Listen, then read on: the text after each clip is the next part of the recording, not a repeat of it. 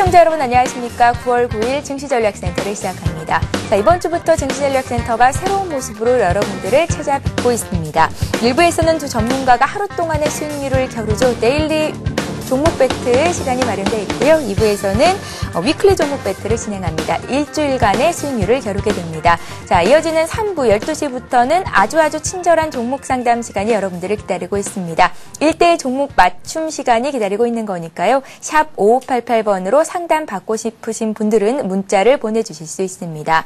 매수하신 종목 명과 비중, 가격 외에도 추가적인 궁금증들 자세히 적어주시면 저희가 자세히 상담을 해드리겠습니다.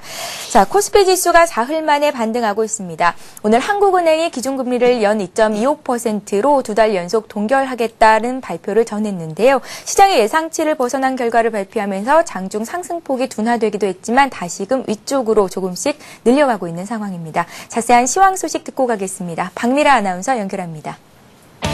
네, 시황센터입니다. 기준금리 동결 소식이 전해진 직후 코스피 지수 빠르게 상승폭을 줄여가기도 했지만 11시 구간에 다시 힘을 내면서 시초가 부근까지 올라온 상태입니다. 간밤 뉴욕 증시 상승 마감 소식에 국내 양시장 모두 사흘 만에 반등에 성공한 모습인데요. 현재 금통위 이벤트는 지나갔지만 선물 옵션 동시 만기일을 맞이한 만큼 오늘 시장에는 변동성이 크게 나타나고 있는 상황입니다. 먼저 이 시각 코스피 흐름부터 확인해 보겠습니다. 현재 코스피는 5포인트 상승한 1784포인트를 기록하고 있습니다.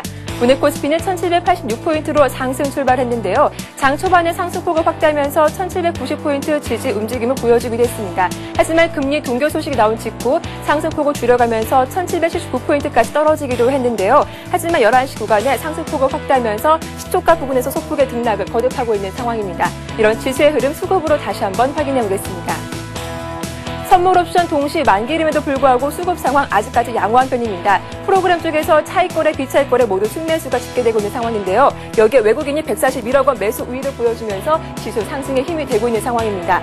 반면 개인과 외국인이 쌍끌이 매도에 나서고 있습니다. 개인이 266억 원, 기관이 297억 원 매도하고 있지만 매도폭이 그리 크지는 않은 상황입니다. 이어서 코스닥 흐름도 확인해 보겠습니다. 코스닥 역시 장 초반에 비해서 상승폭을 줄이고 있습니다. 하지만 480포인트는 지지하는 모습 보여주고 있는데요. 현재 2포인트 상승한 480포인트를 기록하고 있습니다. 오늘 코스닥 481포인트로 개장했습니다. 개장 이후에 상승폭을 확대하면서 482포인트까지 올라가기도 했는데요. 금리 발표 이후 상승폭을 줄여가면서 현재 5일선을 지지하면서 움직이고 있습니다. 이런 지수의 흐름 수급으로 다시 한번 짚어보겠습니다. 현재 개인이 강하게 매도하는 모습 보여주고 있습니다. 개인이 62억 원 팔고 있고요. 하지만 기관과 외국인이 쌍끌이 매수에 나서면서 코스닥 지수 역시 빨간불 켜고 있습니다. 기관이 43억 원, 외국인이 이보다 조금 적은 물량 32억 원을 매수하는 모습 보여주고 있습니다. 이어서 외환시장으로 가보겠습니다. 원달러 환율 변동폭이 큰 모습 보여주고 있습니다. 현재 6원 40전 하락한 1166원을 기록하고 있습니다.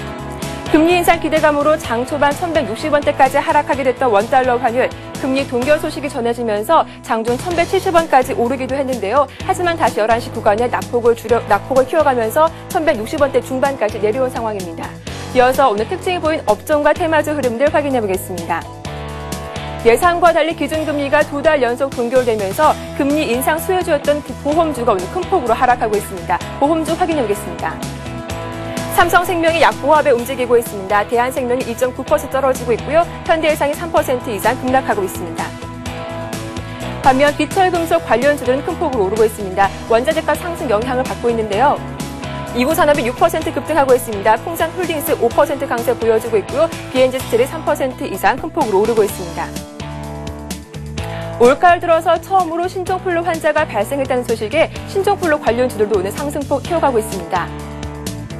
KPM테크가 10%, 현재 두 자릿수 상승세를 보여주고 있고요. 코스맥스와 파루가 7% 이상 강세 보여주고 있습니다. 오공과 중앙배신도 4% 급등하고 있습니다. 게임주들의 주가가 장 초반부터 일제히 오르고 있습니다. 중국 온라인 게임 시장이 커질 것이라는 기대감이 전해지고 있습니다. 액토즈 소프트가 13.5%, 현재 두 자릿수 상승세 보여주고 있습니다. 한빛소프트가 8% 급등하고 있고요. 컴투스 역시 5% 이상 강세 보여주고 있습니다. 이어서 어제 일부에 출연하셨던 두 전문가님의 데일리 종목 배틀 결과를 알려드리겠습니다. 배찬수 전문가님의 신한지주가 매수가 대비 소폭 하락하면서 마이너스 0.1% 손실을 기록하셨는데요. 유비벨록스를 추천하셨던 심기원 전문가님은 매수가 대비 더 많이 하락하면서 마이너스 1.3% 손실을 보였습니다. 따라서 오늘도 손실폭이 더 적은 배찬수 전문가님이 승리하셨는데요. 축하드립니다. 오늘 출연하신 두 전문가님은 어떤 종목을 가져오셨는지 잠시 후에 확인해 보시죠. 지금까지 이시각 시황과 데일리 종목 배틀 결과를 알려드렸습니다. 예, 배 박사님의 신한지주 대 심기원 연구원님의 유비벨록스 결과는 배 박사님의 신한지주의 승리로 결과가 나왔습니다. 자, 심 연구원님의 유비벨록스는 장 시작과 함께 급등세를 보였던 종목이긴 한데요.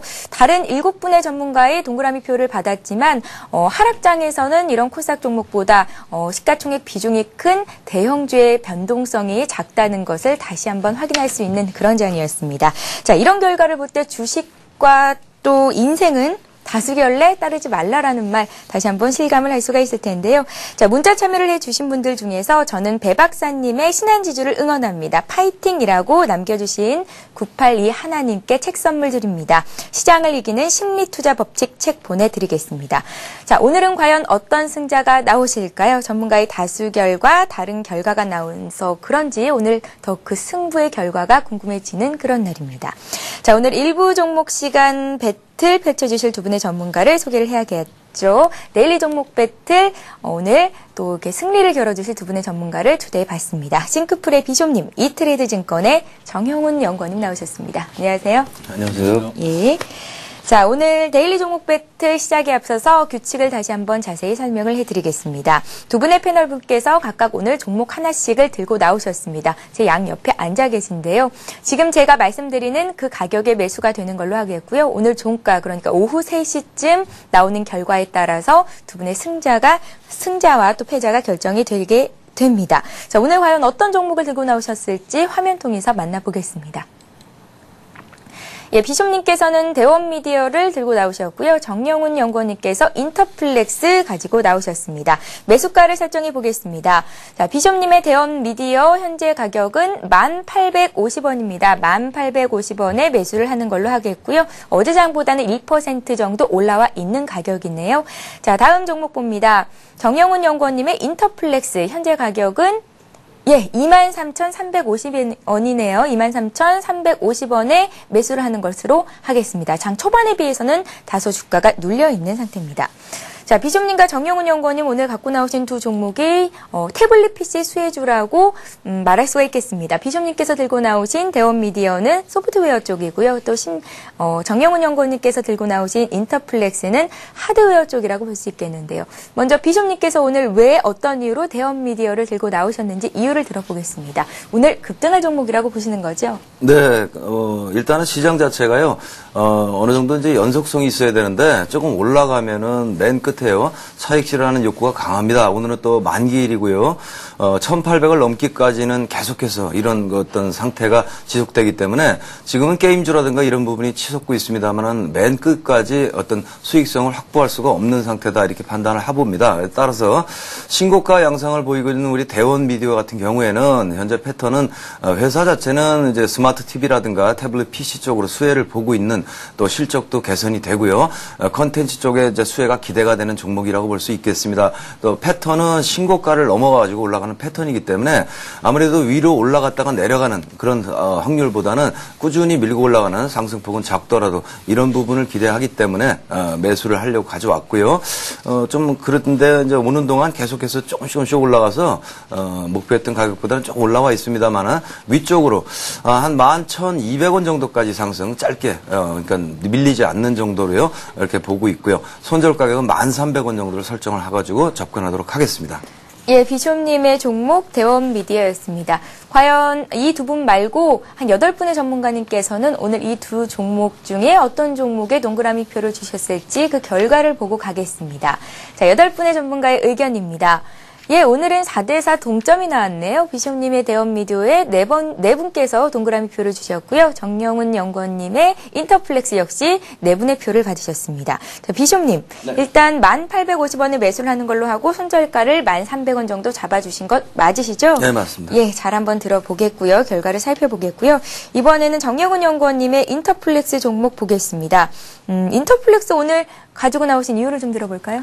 예, 아까 비서님께서 말씀하셨던 태블릿 PC의 수혜주로서, 인터플렉스 같은 경우에는 지금 하드웨어적으로 연성 PCB라고 하는 그런 전자제품 부품을 만들고 있는 그런 회사입니다. 지금 시장 자체가 기관이나 외국인들이 그 종목을 선택함에 있어가지고서 거래소뿐만 아니라 코스닥에서도 좀 기본으로 되돌아가고 있다라는 그런 느낌이 많이 드는데요.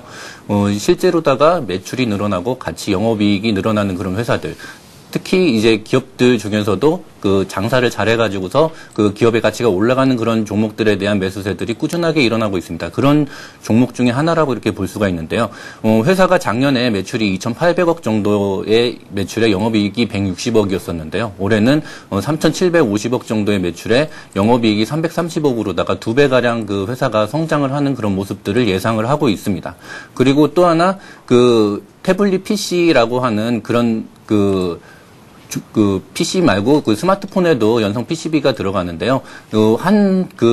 벤더에다가 이제 한 회사에다만 납품을 하는 게 아니라 이 인터플렉스 같은 경우에는 삼성전자에도 납품을 하고 그다음에 아이패드를 가지고 있는 애플사이트에도 납품을 하고 있고 이런 노력들이 한순간에 이루어진 게 아니라 2006년도서부터 꾸준하게 해외 시장을 개척을 하면서 영업 성과가 올해서부터 나타나고 있는 그런 상황인데요. 샤프뿐만이 아니라 소니 에릭슨하고 림사 같은 스마트폰의 세계적인 시장 지배율을 많이 가지고 있는 그런 회사한테도 내년부터 이제 매출이 일어날 것으로 예상을 하고 있습니다. 그래서 해외 시장 모멘텀이 아마 내년 하반기까지 이루어질 거다라고 하는 그런 예상이 있고요. 그런 거하고 더불어 가지고서 국내 외국인들하고 기관들의 관심들이 계속적으로 집중이 되고 있는 그런 종목이기도 합니다. 예, 인터플렉스 들고 나오셨는데 그렇다면 오늘의 목표가와 손절가를 여쭤볼게요. 예, 차트를 보면서 말씀을 드릴 텐데요. 이런 기관이나 외국인들이 주로 매매를 하는 그런 종목들 같은 경우에는 보시면 알겠지만은 장중에 등락폭은 그렇게 크지는 않습니다. 대신에 이런 이평선들이라고 하고 있는 5일선이라든지 21선이라든지 하고 있는 그런 일반 사람들이 알 수 있는 아주 쉬운 그런 위치들에서 지지하고 저항이 쉽게 일어날 수 있는 그런 종목들이 움직임을 많이 보이고 있기 때문에요. 현재 목표가로다가 말씀해드린 25,000원 같은 경우에는 엊그저께 장중에 올랐었던 그런 고가를 갱신을 하지 않을까라는 그런 생각을 가지고 있고요. 그 다음에 손절가로 말씀드린 22,500원 같은 경우에는 지난주에 한참 회복을 못하고서 횡보를 했던 이런 구간들입니다. 이런 구간에서 아마도 지지선이 이루어지지 않을까라는 그런 예상을 하고 있고요.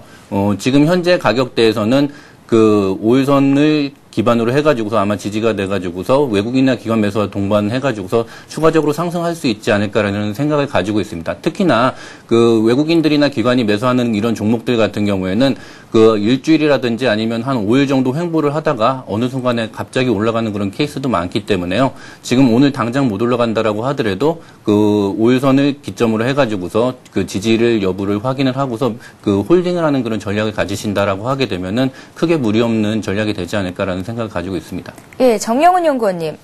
비숍님의 종목을 살펴보면 장 시작과 함께 주가가 계속 위쪽으로 올라가고 있는데 이 인터플렉스 같은 경우에는 장 시작과 함께 24,100원을 고가로 찍고 주가가 조금 내려오고 있거든요. 약보합권입니다. 장 후반까지 강할 수 있을지 의문스러운데 어떻게 보세요? 예. 아까도 말씀드렸다시피 기관이나 외국인들이 매매하는 그런 종목들은 장 초반보다는 장 후반에 종가에 올라가는 경향들이 많기 때문에 예. 오히려 이제 장 중에 이 마이너스권이라든지 아니면 장중 조정을 이용을 해가지고서 매수를 하고서 장 후반에 이제 장 후반이나 아니면은 내일 아침 시초가를 노리고서 매도를 하는 그런 단기 매매 전략도 가능하다라고 이렇게 생각을 하고 있고요. 지금 현재 장 초반에 강했던 그런 모습들보다는 인터플렉스 같은 경우도 기관이나 외국인들이 선호하는 종목이기 때문에 종합주가 지수의 흐름하고 같이 연동을 된다라고 생각을 하시면 될 것 같습니다. 그래서 지금 현재 가격대도 그렇게 위험한 가격대가 아니기 때문에 과감하게 매수를 하셔도 괜찮다라고 생각이 됩니다. 예, 일단은 종가 부분에서 강하게 치고 올라올 만한 여력이 충분히 남아있는 종목이다라는 말씀으로 인터플렉스 설명을 하셨습니다.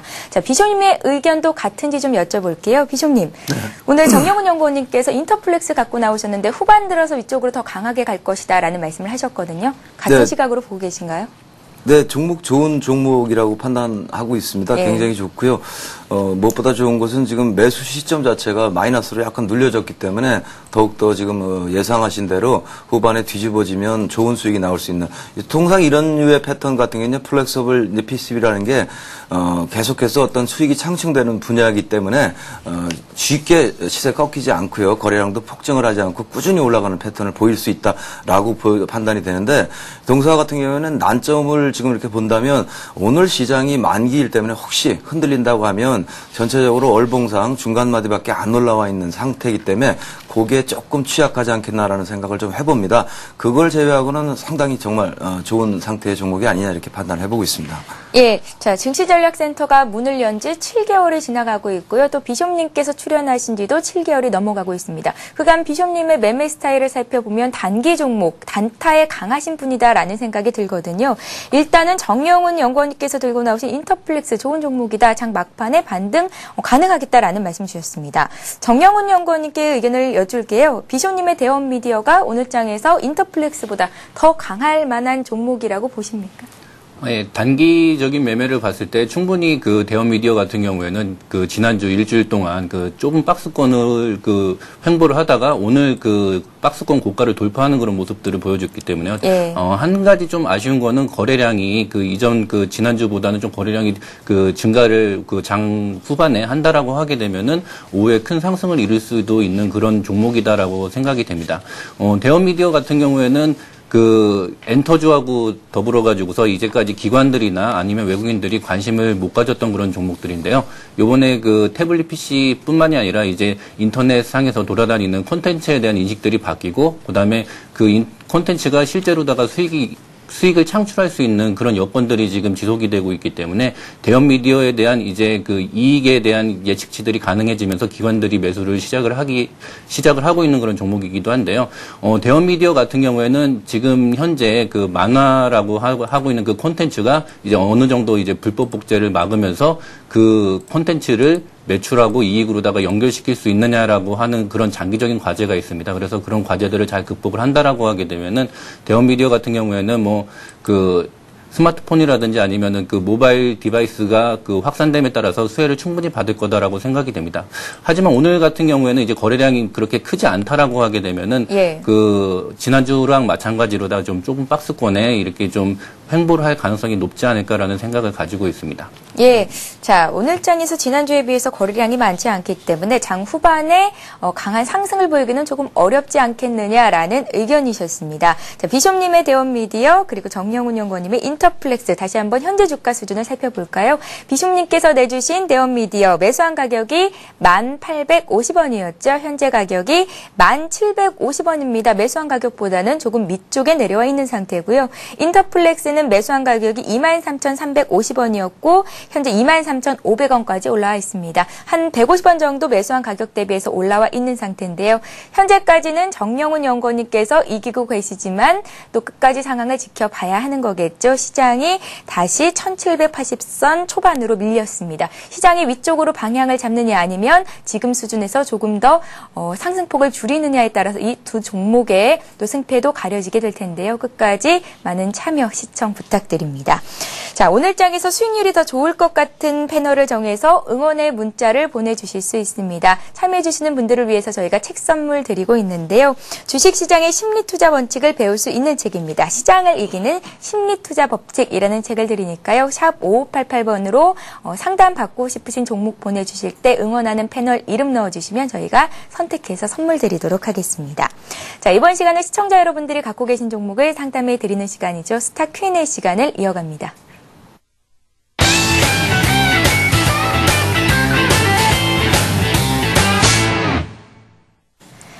예, 스타 Q&A 시간에는 샵 5588번으로 들어온 문자 종목들 상담을 해드리고 있습니다. 문자 참여하실 때는 재미있는 닉네임과 함께 보내주시면 저희가 먼저 채택해서 상담해 드리도록 할 테니까요. 여러분들의 많은 참여를 부탁드립니다.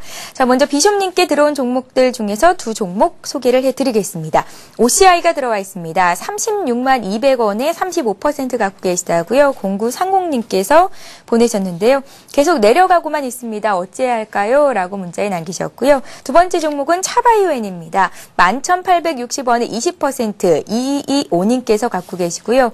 보유를 계속해도 되는 겁니까? 아니면 언제쯤 매도로 대응을 해야 하는 걸까요? 라고 문의를 주셨습니다. 네, OCI는 조금 이격이 많이 발생할 정도로 무리하게 꾸준히 밀고 올라오고 있었습니다. 그 배경은 태양광 쪽 사업이 다시 정책적으로 힘을 얻거나 살아날 수 있지 않겠느냐는 기대감과 또 굉장히 원래 동양제철화학이라는 회사가 굉장히 좋은 회사인데요.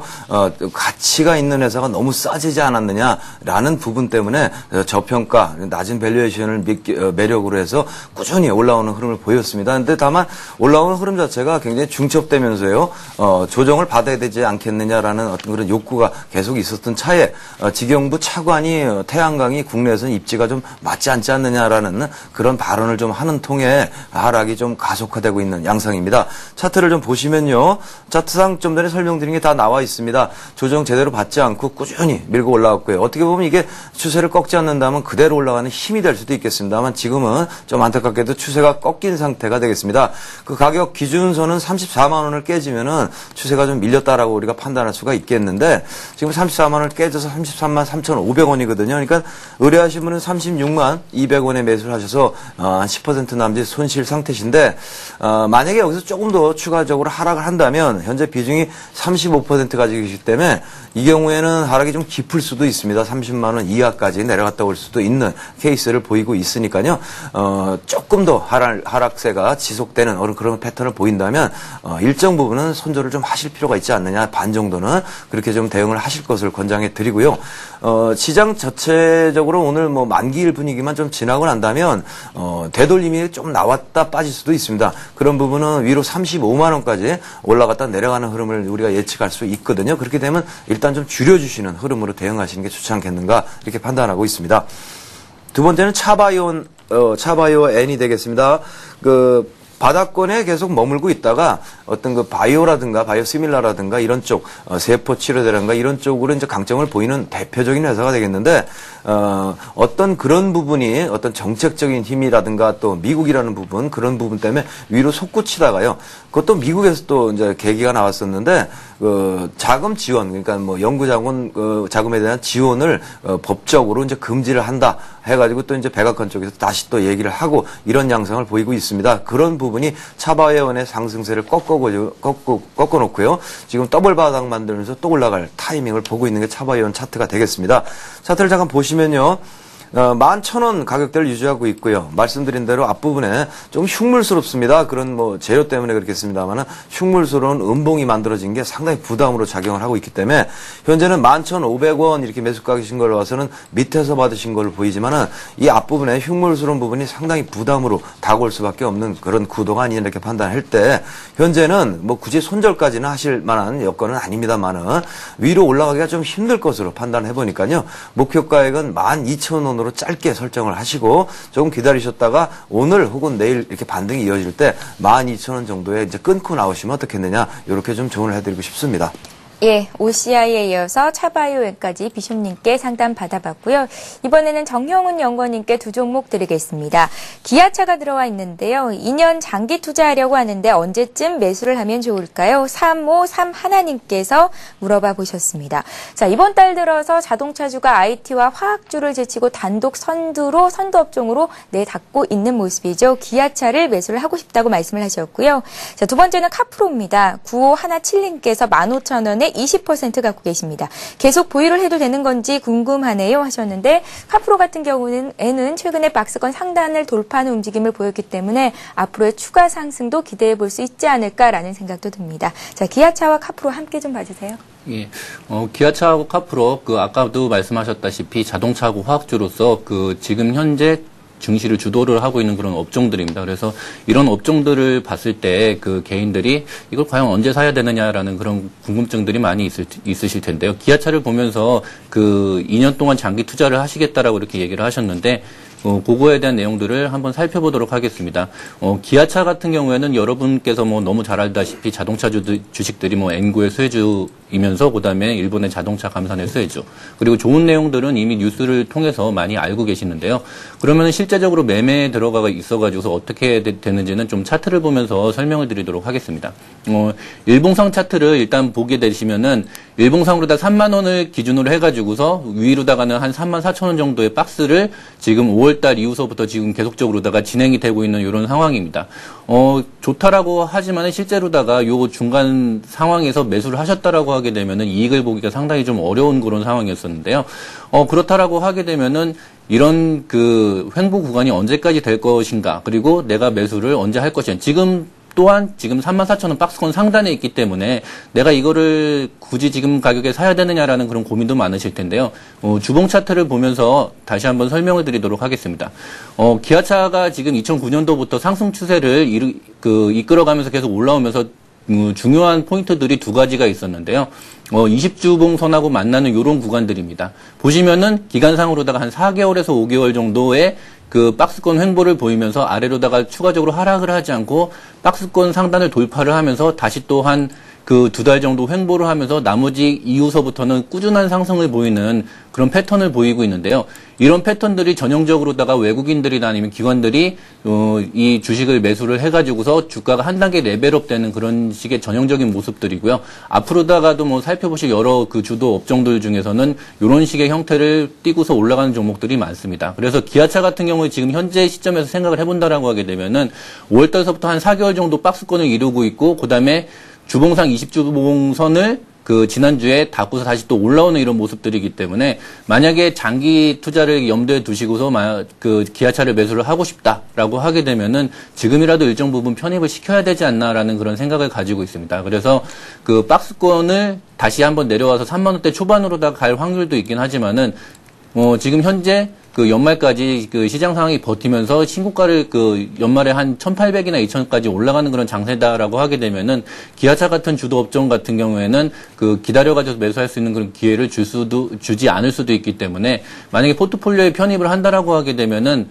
일봉상에서 보다시피 박스권 상단이긴 하지만은 일단 매수를 하시면서 그 내려갈 때마다 추가적으로 매수를 하는 그런 분할 매수 전략을 가지고서 그 연말이 되기 전에 매수를 할 그 마음을 먹으셨을 때 바로 하시는 게 좋지 않을까라는 그런 생각을 가지고 있습니다. 그래서 기아차 같은 경우에는 매수를 하고 싶다라고 하게 되면은 뭐 그 주저하지 마시고서 일부라도 매수를 하시면서 분할 매수를 하시는 게 좋지 않겠냐라는 생각을 가지고 있습니다. 네, 그러니까 지금 가격대보다도 2년 뒤에 가격이 더 많이 높을 수 있다라고 보시는 거네요. 예, 그렇습니다.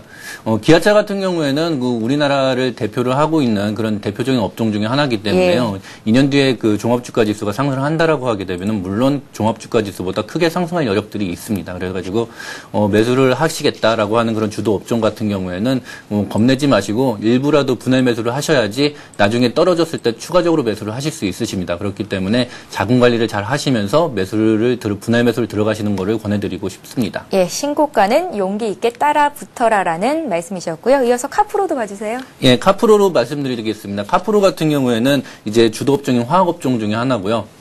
카프로가 생산하고 있는 카프로 락탄 같은 경우가 이제 엔지니어링 플라스틱하고 그다음에 타이어 코드에 들어갑니다. 그리고 그 섬유 및 카페트에 들어가는 그런 그 화학 업종인데요. 중국 시장이 지금 그 팽창함에 따라 가지고서 이런 그 화학 원재재 가격이 올라가면서 같이 신고가를 갱신을 하고 있는 그런 모습들입니다. 차트를 보면서 이것도 다시 한번 설명을 해드릴 텐데요. 일봉 차트를 보시면 알겠지만 7월 달에 있고 그다음에 8월 달에 고점을 최근에 그 돌파를 하면서 고가를 돌파를 하는 그런 모습들을 보이고 있습니다. 이 얘기는 뭐냐면은 어느 정도 카프로에 대한 기간 조정이 끝났다라고 이렇게 볼 수도 있는데요. 이 카프로 같은 경우에는 아까도 그 인터플렉스 설명드릴 때 말씀드렸다시피 그 매출이 늘어나고 영업이익이 늘어나기 때문에 기업 가치가 상승을 하는 그런 전형적인 모습들을 보여주고 있습니다. 중국의 자동차 및 섬유 수요가 줄지 않는 이상은 3분기라든지 4분기까지 실적들이 계속 좋을 거다라고 예측을 하고 있습니다. 그래가지고서 지금 20% 지금 가격대를 상당히 좋게 가지고서 매수를 하고 계신데요. 주봉상 차트를 보면서 목표 가격을 한번 보도록 하겠습니다. 주봉상 모양을 보게 되면 2008년도 고점이었던 14,000원 부근을 5월 달에 그 돌파를 하면서 14,000원대를 강력한 지지선으로다가 그 유지를 하면서 추가적인 상승을 하고 있는 이런 모습들입니다. 5월 달에 그 2분기 실적 발표 이후에 한 단계 레벨업 됐던 그 과정들을 생각을 해본다라고 하게 되면은 추석 이후에 3분기 어닝 시즌이 그 시작이 됐을 때 추가적으로 상승하는 부분들을 그 2분기 때랑 맞춰서 보게 된다라고 하게 되면은 지금으로다가는 최소한 18,000원에서 2만 원 정도까지도 올라갈 수 있다라고 이렇게 생각이 됩니다. 그래서 지금 현재 그 보유를 하고 계신 분들은 분은 굳이 지금 현재 매도를 해가지고서 이익을 확정짓는 것보다는 추석 이후에 어닝 시즌이 지나가면서 실적이 발표될 때까지 좀 홀딩을 하고 계시는 그런 전략이 좋지 않을까라고 생각이 됩니다. 예, 자 이렇게 해서 일부 종목 상담 시간은 여기서 마치겠고요. 좀 전에 데일리 종목 배틀 시간에 비숍님과 또 정영훈 연구원님의 종목 봤었죠. 현재까지 어떤 움직임 보이고 있는지 보겠습니다. 비숍님의 대원 미디어 매수한 가격이 1,850원이었습니다. 현재 1,650원까지 내려왔습니다. 장중 고가에 비해서는 다소 위축된 모습이고요. 매수한 가격보다는 1% 이상 하락하고 있는 상태입니다. 자, 정영훈 연구원님의 인터플렉스도 살펴보겠습니다. 인터플렉스는 매수했던 가격이 23,350원이었죠. 현재 가격이 23,550원, 0.9% 정도 매수한 가격 대비해서 올라와 있습니다. 정영훈 연구원님, 일단 기분 좋으시겠어요? 장중이기 때문에 네. 이제 아직 확실하게는 말씀드릴 수 없지만은 장 막판에 아직까지 아까 비서님께서 말씀하셨다시피 오늘은 이제 쿼드러플 위칭데이이기 때문에 장 막판까지 좀 봐야 될 것 같습니다. 예, 안심할 단계는 절대로 아닙니다. 저희는 과정이 아니라 결과를 중요시하기 때문에 장 막판까지 두 분의 전문가님께서 과연 어떤 분이 승리를 거두게 되실지 끝까지 살펴보겠습니다. 자, 1부에서 벌이는 데일리 종목 배틀은 순수하게 전문가들의 실력을 겨루는 배틀 시간이니까요. 시청자 여러분들은 절대로 따라하시지 마시기 바랍니다. 혹시나 나는 손실을 감안하고라도 따라하고 싶다 하시는 분들은 정말 작은 돈을 들어가셔야 되는 거고요. 정하고 싶다 하시는 분들은 데일리 종목 배틀이 아니라 위클리 종목 배틀 시간에 소개되는 종목들을 공략해 보시기 바랍니다. 자, 어떤 전문가가 승리할 것인가 의견을 보내주시면 책 선물 드립니다. 샵 5588번으로 참여하실 수 있습니다. 저희는 잠시 뒤 2부에서 뵙겠습니다.